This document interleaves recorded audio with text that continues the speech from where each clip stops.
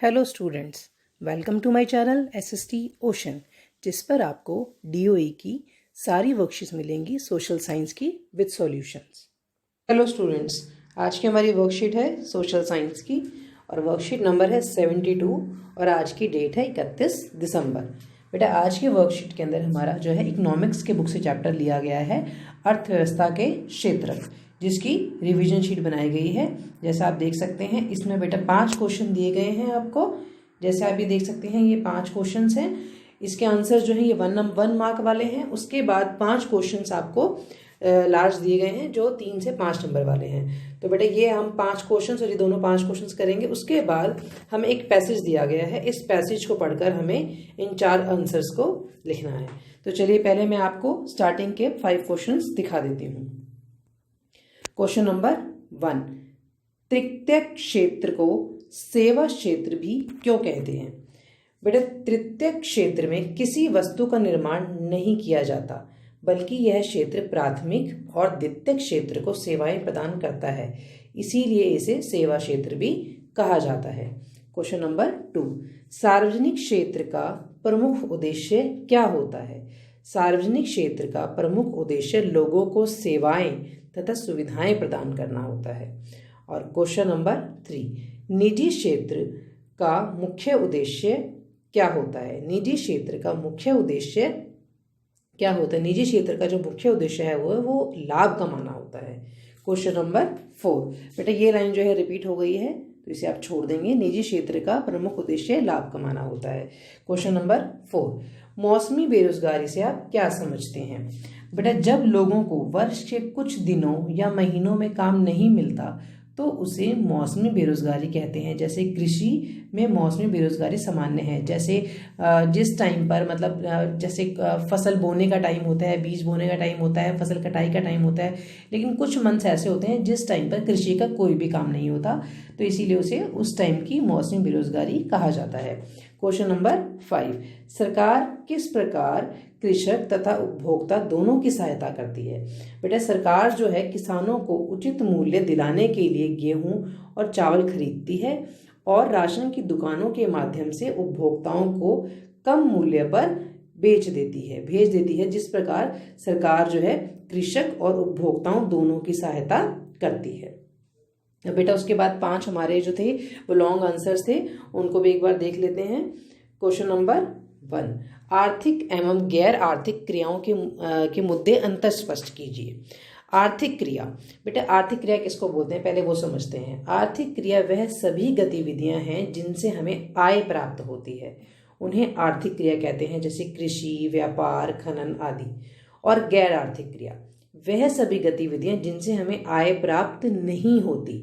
इसमें है कि हमें आय प्राप्त होती है और यहाँ पर है कि आय प्राप्त नहीं होती है, उन्हें गैर आर्थिक क्रिया कहते हैं। जैसे घर में खाना पकाना, विद्यार्थियों द्वारा पढ़ाई करना। अब बेटा क्वेश्चन नंबर 2, अपने दैनिक जीवन से उदाहरणों का उपयोग करते हुए निजी एवं सामाजिक क्षेत्र में अंतर स्पष्ट कीजिए। सार्वजनिक क्षेत्र और निजी क्षेत्र के बीच मुख्य अंतर इस प्रकार है। पहला, सार्वजनिक क्षेत्र का उद्देश्य लोगों की सेवा करना है, लेकिन निजी क्षेत्र के उद्यम लाभ कमाने के उद्देश्य से स्थापित किए जाते हैं। पॉइंट 2, सार्वजनिक क्षेत्र में नियंत्रण और रखरखाव सरकार के हाथों में है, जबकि निजी क्षेत्र में निजी व्यक्तियों और कंपनियों के स्वामित्व में है। पॉइंट 3, सार्वजनिक क्षेत्र के कर्मचारियों के पास नौकरी की सुरक्षा के साथ साथ उन्हें अधिक वेतन भत्ते और पेंशन आदि का लाभ दिया जाता है, जो निजी क्षेत्र के मामले में नहीं रहता है। पॉइंट 4, सार्वजनिक क्षेत्र के उदाहरण रेलवे या डाकघर, बीएसएनएल आदि हैं। तो बेटा इस तरह से इसमें निजी क्षेत्र के उदाहरण भी नीचे दिए गए हैं, देख लेते हैं। निजी क्षेत्र के उदाहरण है Tata iron and steel company limited, Jio आदि। क्वेश्चन नंबर 3, संगठित एवं असंगठित क्षेत्र के मध्य अंतर स्पष्ट कीजिए। बेटे संगठित क्षेत्र जो है सरकार द्वारा पंजीकृत है, इसके नियमों का पालन करता है। सरकार ये जो है सरकार द्वारा पंजीकृत है, इसीलिए सरकार के नियमों का पालन करता है, जबकि असंगठित क्षेत्र मुख्य रूप से सरकार के नियंत्रण से बाहर है। यह सरकार के अंडर काम करता है, यह सरकार के कंट्रोल से बाहर है। संगठित क्षेत्र में वेतन अधिक होता है, जबकि असंगठित क्षेत्र में वेतन कम होता है। संगठित क्षेत्र में काम करने के घंटे निश्चित होते हैं जबकि असंगठित क्षेत्र में अनिश्चित होते हैं। संगठित क्षेत्र में संवैधानिक अवकाश दिए जाते हैं। संवैधानिक मीन्स बेटा, संवैधानिक कहने का मतलब ये सवैतनिक मीन्स आप छुट्टी लेते हैं लेकिन उस दिन की भी सैलरी आपको मिलती है, जबकि असंगठित क्षेत्र में ऐसा नहीं है। संगठित क्षेत्र जैसे बैंक और असंगठित क्षेत्र जैसे प्राइवेट ट्यूटर। तो बेटे इस तरह से क्वेश्चन नंबर 3 भी होता है आपका complete. Question number 4, Mahatma Gandhi राष्ट्रीय ग्रामीण रोजगार अधिनियम 2005 मनरेगा के प्रमुख प्रावधानों का उल्लेख कीजिए। महात्मा गांधी राष्ट्रीय ग्रामीण रोजगार अधिनियम 2005 को मनरेगा 2005 के रूप में जाना जाता है। मनरेगा 2005 के तहत ग्रामीण क्षेत्रों में उन सभी लोगों को जिनको काम की आवश्यकता है उन्हें 1 वर्ष में 100 दिनों के रोजगार की गारंटी दी जाती है। यदि सरकार रोजगार देने में विफल रहती है तो वह लोगों को बेरोजगारी भत्ते देती है। मनरेगा का मुख्य उद्देश्य जो है गरीबी को कम करना तथा रोजगार प्रदान करना है। 33% कार्य महिलाओं के लिए आरक्षित हैं।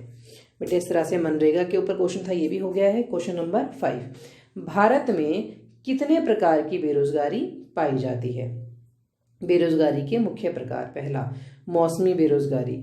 जब लोगों को वर्ष के कुछ दिनों या महीनों में काम नहीं मिलता तो उसे मौसमी बेरोजगारी कहते हैं। जैसे कृषि में मौसमी बेरोजगारी सामान्य है। छिपी हुई बेरोजगारी। जब कहीं आवश्यकता से अधिक लोग काम कर रहे हों तो क्या योग्यता से कम वेतन प्राप्त कर रहे हों तो इसे अल्प रोजगार या छिपी हुई बेरोजगारी कहते हैं।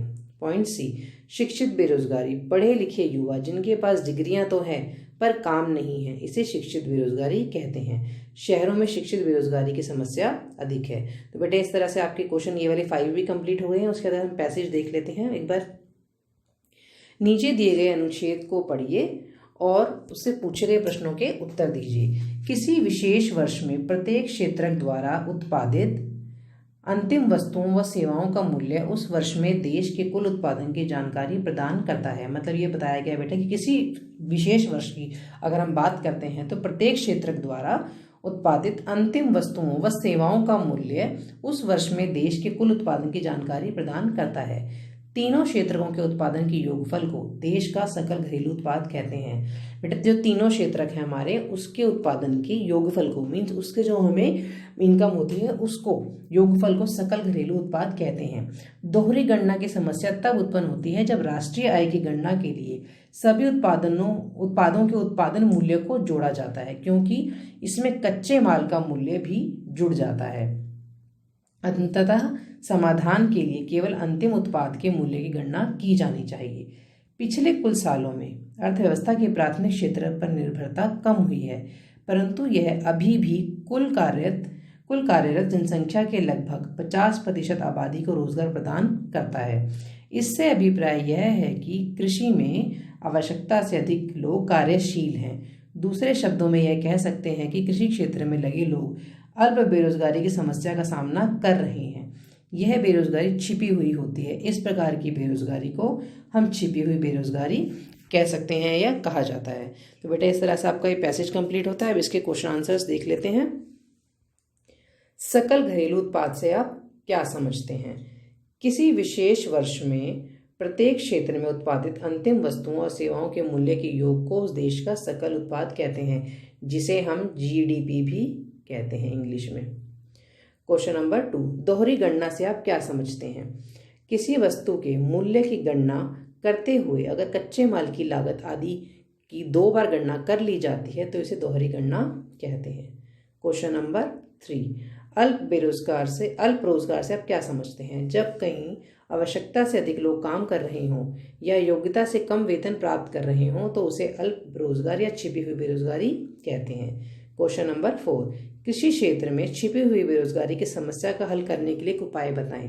ग्रामीण क्षेत्र में लघु उद्योगों का विकास करके छिपी हुई बेरोजगारी की समस्या का समाधान किया जा सकता है।